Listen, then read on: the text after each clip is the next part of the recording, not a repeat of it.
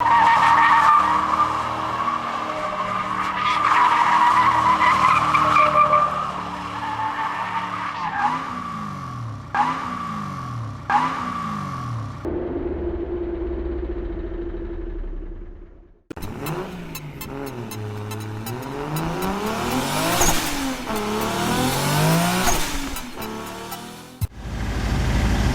has finally come. I'm out here at Rosamond, California with my buddy Drew. He is an expert SC drifter, self-proclaimed expert SC drifter. He has a 1JZ powered SC, which is badass.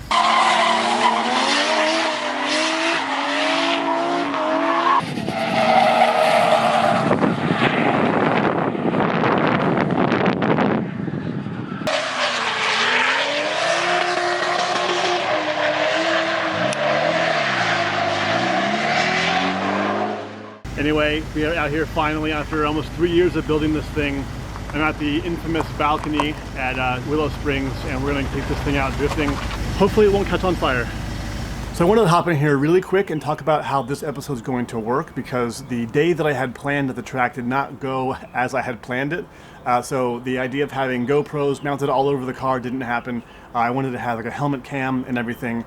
Didn't get to it yet, so just bear with the footage that I have, mostly because the footage was shot by Drew, who was really my drift instructor for the day, and I said, hey, can you also film this for Fully Spooled? And he said, yeah, no problem. So my drift instructor, who was way more focused on teaching me how to drift than filming me doing it, is the reason why this footage will look not great. But just kind of bear with me. Next time I go to the track, I will have all the proper camera gear set up and hopefully a dedicated camera guy as well. Secondly, this is my first day at the track with this car, as you all know. It was also the first shakedown run day, so I was making sure that everything was good to go on the car. And the first 10 minutes of the day was pretty much me just driving through the track, well, around the balcony, checking all my oil pressure, coolant temperature, just basically making sure the engine's running correctly and the car is functioning, which it totally was. Actually, I was shocked that it was working so well. I've never had a track car before. I've never even had a rear-wheel drive car before that I could actually do donuts in and do burnouts. And all of my racing has been with all-wheel drive turbo Mitsubishis. So I've never done a burnout ever. I had never done a donut ever. I had never gotten the back end of a car loose ever. So what you're about to see is not great footage of me doing my very first ever donut, burnout, whatever you want to call it. And I guess that's it. I just wanted to get that out there because this is way too much info to, you know, put in little yellow text at the bottom of the screen. So enjoy.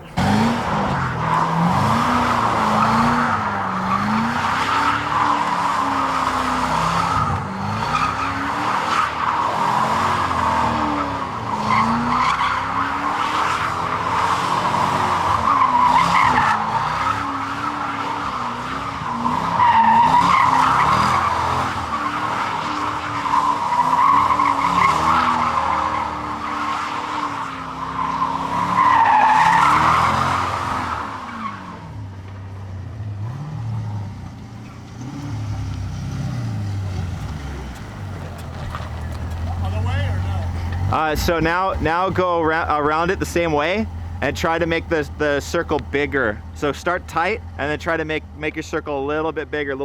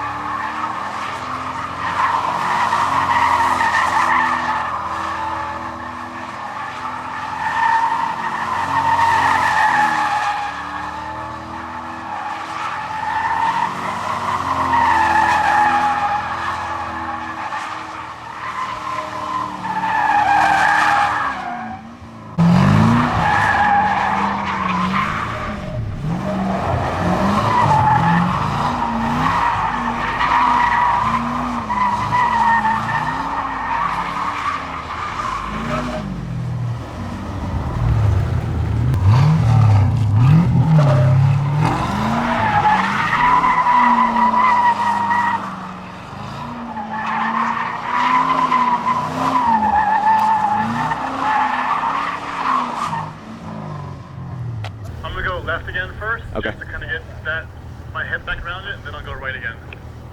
Sounds good to me.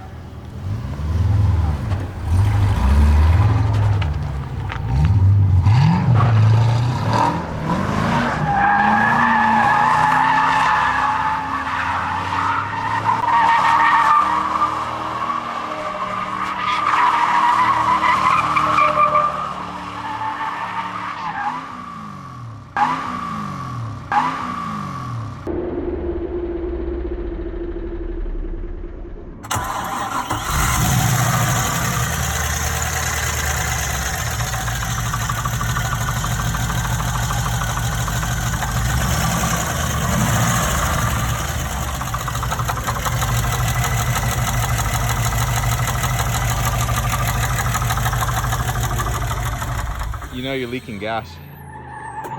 So what happened was the car stalled. I went to start it again, the battery was dead. So thankfully there were some really awesome Australian stunt guys there drifting their Mustangs, which went all day reliably, which really pissed me off. But they were awesome guys and they helped jumpstart the car, got it off the track, and then Drew and I started diagnosing the issue.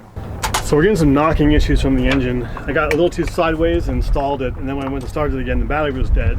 Then I noticed that there was no oil pressure, and now we're pulling off the valve covers to see if there's any issue with the rocker arms, because we heard through the grapevine that that could be what's going on, so we're going to give that a shot.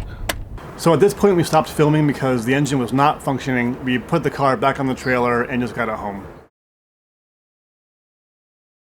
Well, it's a week later. I'm back home now. I actually have an old back injury that I messed up my back about 15 years ago, and that causes lots of problems when leaning over engine bays and lifting heavy stuff. So I've taken a week to recover, and now I can finally look at the car and see what's going on with the engine.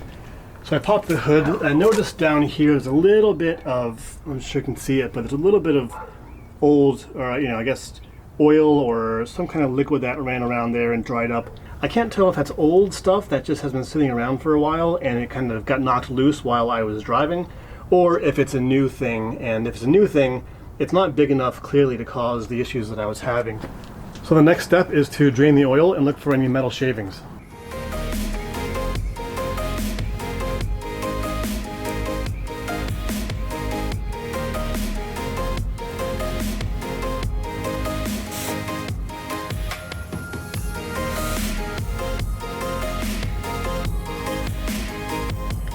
Well, there's no coolant in there, so that's one good thing at least.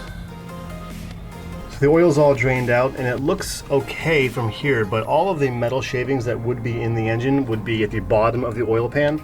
So my moment of truth here will be when I stick the screwdriver in there and stir it up, and if we see little metal sparklies, that's going to be all bearing material, and my engine's pretty much screwed.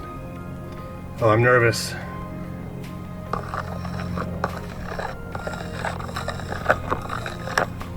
Do you see that swirl?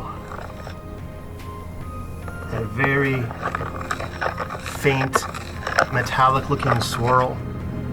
That's pretty much metal. No huge chunks though, which is good. So maybe I was able to save the engine and just put new bearings on. I don't know, but yeah, that's definitely metal. One more test that I can do is take this little magnet and kind of just fish it through there looking for bearing material and see what pops up on the bottom of this thing. It's probably going to be quite a bit of metal.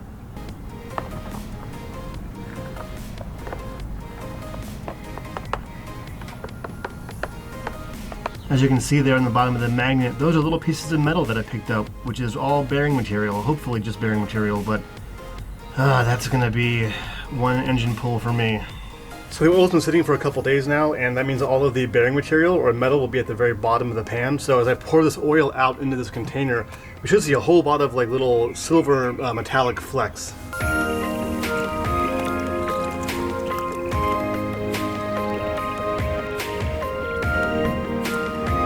Oh, there are metal flakes for sure.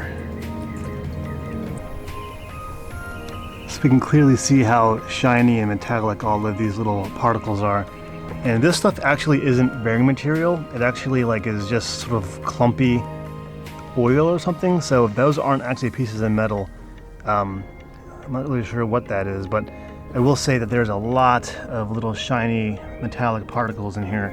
I'm trying to get like a really good shot. So I guess that leaves us with the question of what's next. And I guess the answer to that is I gotta pull the engine out, figure out what's really wrong with it, and if it's fixable. If it's not fixable, I gotta find a new engine to pop in there.